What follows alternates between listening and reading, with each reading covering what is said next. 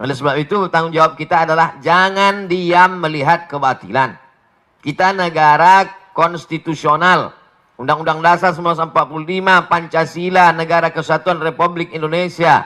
Maka dalam koridor demokrasi bicara. Kalau tersendat di parlemen, turun ke jalan. Turun ke jalan itu adalah bagian dari demokrasi. Ustaz Abdul Somad, ada pertanyaan masuk ini dari Pak Taufik Rizani kepada Ustaz Abdul Somad. Assalamualaikum Ustaz, bagaimana sebaiknya sikap umat menghadapi kebijakan-kebijakan pemerintah yang tidak adil ini? Silakan Ustaz. Penyakit umat yang paling mengerikan adalah penyakit tidak mau tahu. Aku tidak khawatir, kata Sayyidina Ali, aku tidak khawatir tentang baik dan buruk. Karena memang dari dulu baik buruk ini ada. Ada Kabil, ada Habil. Ada Namrud, ada Ibrahim. Ada Fir'aun, ada Musa. Ada Abu Lahab, ada Muhammad SAW. Aku tidak pernah khawatir tentang baik dan buruk. Itu memang terus ada. Yang ku khawatirkan adalah orang baik diam, sehingga orang jahat merasa dirinya benar. Jadi ketika orang baik diam, melihat kebatilan, kata Imam Abu Ali Ad-Daqqaq, as-sakitu 'anil haqqi syaitanun akhras. Orang yang diam melihat kebatilan berarti dia setan bisu. Hadis tentang melawan kemungkaran. Man ra'a minkum mungkaran, siapa di antara kamu yang melihat kemungkaran, falyughayyirhu biyadihi, rahmah dengan tangan, dengan kekuasaan, dengan tanda tangan. Fa illam yastati, kalau tak sanggup, fa bilisani, dengan lidah. Ustaz, guru, alim ulama, bicara kalian. Fa illam yastati fa biqalbi, tak juga sanggup dengan hati. Tapi jangan lupa dengan hati itu wadzalika at'aful iman. Itulah selemah-lemah iman. Saya tidak dengan tangan karena saya tak punya kuasa. Tanda tangan saya tak laku. Dulu masih berlaku di KRS, sekarang tak jadi dosen pun tak laku lagi. Hanya untuk tanda tangan meresmikan masjid aja. Tapi kalian yang punya tanda tangan, kalian akan dituntut di hadapan Allah Subhanahu wa taala. Ingat wahai pemimpin bangsa, jabatan kalian tak lama tapi hisabnya super lama. Jabatan kalian sekejap, tapi hisabnya amat sangat lama di hadapan Allah. Yauma yaqumul hisab. Pada hari itu ditegakkannya hisab. Kalau dihitung-hitung usiamu sejak akil baligh 10 tahun sampai mati 63 tahun. Kalau sampai tak sampai 53, potong 10, potong 13, tinggal 40 tahun. 40 tahun itu berapa kali kau menandatangani surat izin membuka perusahaan asing dari mulai nikel, batu bara, tanah, penebangan hutan, penggarapan. Dituntut kau ke pengadilan, kau menang juga karena duit kau banyak, bisa kau sogok pengacara, per detik bisa kau bayar. Tapi di akhirat, al-yawma nakhtimu ala afwahihim, mulutmu terkunci, wa tukallimuna aydihim, tanganmu akan bicara. Inilah tangan yang dulu menandatangani persetujuan. Wa tashhadu arjuluhum, kakimu akan bersaksi. Sekarang orang bicara tentang integritas, berkarakter. Inilah integritas. Oleh sebab itu, tanggung jawab kita adalah jangan diam melihat kebatilan. Kita negara konstitusional. Undang-Undang Dasar 1945, Pancasila, Negara Kesatuan Republik Indonesia. Maka dalam koridor demokrasi bicara. Kalau tersendat di parlemen, turun ke jalan. Turun ke jalan itu adalah bagian dari demokrasi. Kita bukan negara monarki, tidak lagi di kerajaan Sriwijaya. Kita bukan kerajaan Siak Sri Indrapura. Kita adalah negara Kesatuan Republik Indonesia. Apa pesan Bung Karno? Bagi yang tidak setuju, bicara di parlemen. Orang yang dulu di parlemen itu siapa milihnya? Kita yang memilih mereka. Maka orang yang kita pilih itu kalau dia salah, kita yang meluruskan mereka. Saya luruskan dengan khutbah Jumat. Mereka tuh tidur waktu saya khutbah. Saya luruskan dengan ceramah. Mereka tak punya waktu untuk mendengar ceramah saya. Saya doakan mereka di tengah malam supaya dapat hidayah. Berikan mereka hidayah ya Allah. Maka kita semua jangan diam. Karena diam itu adalah puncak daripada kezaliman. Fir'aun itu sebenarnya tidak berapa zalim. Tapi karena orang diam, dia menjadi-jadi. Sembelih semua anak-anak mereka. Dia sembelih-sembelih lah. Nah, itu menjadi jadi dia. Inna Fir'auna wa Hamana. 6 kali disebut nama Haman. Haman itu bukan orang bodoh. Haman itu kalau hidup sekarang Profesor Dr. Haman. Cerdas dia, tapi kecerdasannya dipakai untuk menjunjung kekuasaan yang zalim. Umat ini dipuji Allah karena amar ma'ruf nahi mungkar. Kuntum khaira ummah. Kalian umat yang terbaik. Syaratnya apa? Ta'muruna bil ma'ruf wa tanhauna 'anil munkar. Oleh sebab itu, dalam bahasa Islam, agama Islamnya amar ma'ruf nahi mungkar. Dalam bahasa konstitusinya adalah kritik membangun, berdebat di parlemen. Parle itu bahasa Prancis artinya ngomong. Parlemen, tempat ngomong. Kau didudukkan di situ untuk ngomong, bukan untuk tidur. Oleh sebab itu maka habis sudah saya sampaikan. Mudah-mudahan sampai ke telinga mereka. Mereka tonton. Jangan lupa kalau kau tonton, subscribe, like, and share. Wallahu a'lam. Subhanallah, terima kasih Ustadz. Profesor, beliau ini profesor juga. Ya, jadi alhamdulillah, insya Allah apa yang disampaikan beliau ini menjadi penyemangat ya, penggetuk hati-hati kita. Ustadz, ada pertanyaan yang kedua ini dari M. Alvinus Air. Assalamualaikum Pak Ustadz Abdul Somad. Menurut Ustadz, langkah-langkah memperjuangkan kedaulatan energi yang sudah diambil oleh Serikat Pekerja Pertamina, apakah sudah tepat? Lalu yang kedua, kiat-kiat apa yang harus diambil pekerja Pertamina untuk mempertahankan Pertamina ini tetap 100% milik rakyat Indonesia? Silakan Ustaz.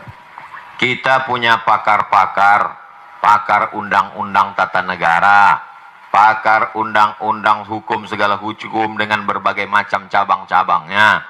Soan ke mereka, silaturahim ke mereka, presentasi ke mereka. Datangi itu anggota-anggota dewan.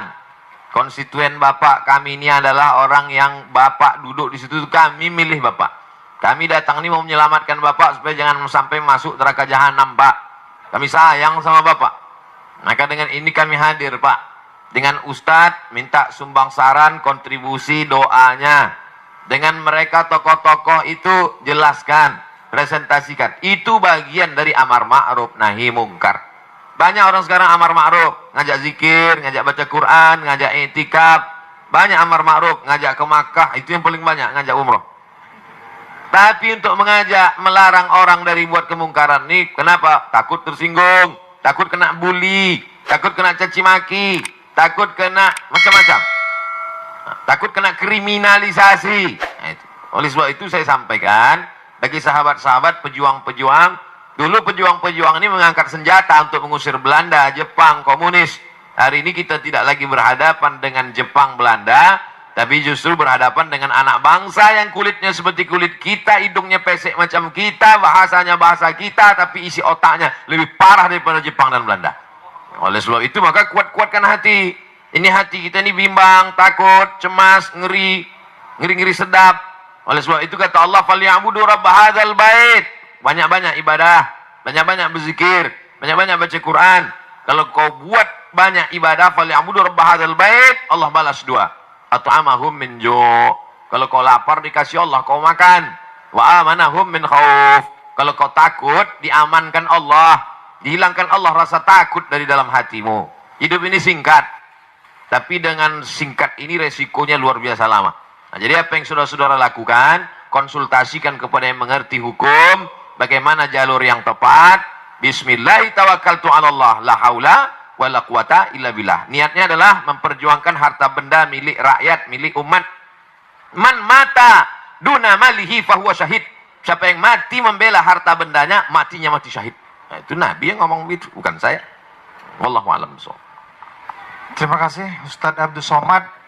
Tampaknya ada lagi pertanyaan, begitu antusias masyarakat Kota Palembang dan Sumatera Selatan menanyakan pertanyaan-pertanyaan ini. Datang lagi pertanyaan dari Haji Ian Suyanto. Assalamualaikum Ustadz Abdul Somad. Bagaimana caranya agar satu, pengelolaan negara mau melaksanakan amanat Undang-Undang 45 pasal 33. Lalu yang kedua, masyarakat mau memahami tentang bahaya privatisasi energi secara nasional. Lalu yang ketiga, ketika hati pemimpin masih dibuka oleh Allah Subhanahu wa taala untuk amanat, maka itu semoga ada keberkahan dan keselamatan bagi rakyat. Tetapi bila hati mereka tertutup, maka upaya apa yang bisa diperbuat oleh rakyat? Nah, ini yang ketiga, ini agak ngeri-ngeri sedap, Ustaz. Silakan, Ustaz. Bagaimana caranya supaya satu pengelolaan negara mau melaksanakan amanat Undang-Undang 45 Pasal 33 bahwa bumi, air, dan segala isinya untuk dikuasai negara untuk kemakmuran rakyat. Bagaimana supaya mereka mau? Ya semua harus bicara. Anak-anak muda di kampus jangan diam saja. Dulu tahun 98 waktu saya masih mahasiswa sebelum ke Mesir, itu ketika mahasiswa diam dia, itu dikirimi kolor sama BH dari Jakarta. Artinya bencong kalian, kenapa tidak bicara? Suarakan aspirasi. Sampaikan, kalian kan mengerti. Mahasiswa itu kan membaca, mahasiswa itu yang paling bisa menyuarakan karena dia tidak punya kepentingan. Kalau perusahaan-perusahaan pimpinannya mungkin takut, kepala-kepala daerah mungkin takut banyak catatan dosanya. Tapi mahasiswa, di mana letak? Kalau waktu jadi mahasiswa aja sudah tidak punya idealisme, apalagi nanti sudah menjadi pejabat. Oleh sebab itu semua bicara, mahasiswa bicara, tokoh masyarakat bicara, mak-mak milenial juga bicara. Di grup-grup WhatsApp itu jangan lagi bicara tentang artis itu, ini segala macam. Yang mubazir tak tentu arah. Itu namanya dosa kering. Dosa kering itu artinya berdosa kering, tak ada manfaatnya. Tak ada dunia, tak ada akhirat. Oleh sebab itu, speak up, bicara. Yang kedua, masyarakat mau memahami tentang bahaya privatisasi. Bagaimana supaya masyarakat ini paham? Termasuklah hari ini. Hari ini yang bicara bukan Abdul Somad. Kalau Abdul Somad yang bicara, orang akan, tahu apa Abdul Somad tentang minyak? Paling tahu dia minyak jelantah. Tapi ini yang bicara adalah serikat pekerja. Mereka ngerti. Bahasanya gue bahasa simpel, sederhana. Bahasa-bahasa yang mudah dipahami masyarakat. Dosen-dosen di tengah komunitas Civitas Akademika, mahasiswa di kampus. Karena kampus itu otaknya. Kalau sudah otaknya rusak, ya error lah semua. Kampus itulah puncak intelektual. Dosen-dosen itu, guru-guru besar itulah orang manusia-manusia suci itu zaman dulu. Orang-orang yang bisa menulis baca zaman dulu itu diberi fasilitas khusus oleh raja-raja. Kenapa? Karena mereka lah orang-orang suci yang selalu memberikan aspirasi, masukan. Jadi kalau mereka sudah diam, takut nanti tidak mengalir uang ke kampus, takut nanti tidak ada tunjangan, nah ini bahaya karena otak sudah rusak. Sengaja dijauhkan Allah, lambung itu jauh dari otak. Supaya apa? Supaya otak kita itu beda dengan otak-otak. Itu maka dijauhkan Allah Ta'ala. Nah, oleh sebab itu maka ini semuanya mesti sadar. Kesadaran nasional. Ada yang mengatakan taubat nasional. Orang taubat itu kan setelah sadar. Kalau nggak sadar gimana mau taubat? Ketika hati pemimpin masih dibuka Allah untuk amanat, maka semoga ada keberkahan dan keselamatan. Tapi bila hati tertutup, upaya apa yang diperbuat oleh rakyat? Tak ada doa lain, tak ada jurus lain kecuali doa silahul mu'min. Doa. Ittaqu da'watal mazlum fa innahu la turad. Takutlah kamu doa orang teraniaya. Minyaknya diambil orang asing, dia disuruh beli minyak lebih mahal pula dari tempat asing itu. Pengelolaannya dikhianati, dia teraniaya, terzolimi. Jangan sampai kau tak mau berdoa. Panjatkan doamu di tengah malam saat orang lain sedang tertidur pulas. Kau sedang membangun sebuah hubungan dengan Allah secara khusus. Maka mintakan kepada Allah, berikan hidayah pada mereka ya Allah. Bina mereka ya Allah. Sudah bolak-balik tak juga kau bina, binasakan ya Allah. Jangan sampai binasa. Karena kita diutus, kata Nabi, lam ub'ats la'anan. Aku tidak diutus untuk memberikan laknat, tapi aku diutus wa ma arsalnaka illa rahmatan lil alamin. Mudah-mudahan yang punya kekuasaan, yang tanda tangannya masih laku, yang jabatannya masih hebat, diberikan Allah hidayah sehingga kekuasaannya, jabatannya itu menjadi rahmat untuk semesta alam. Terima kasih.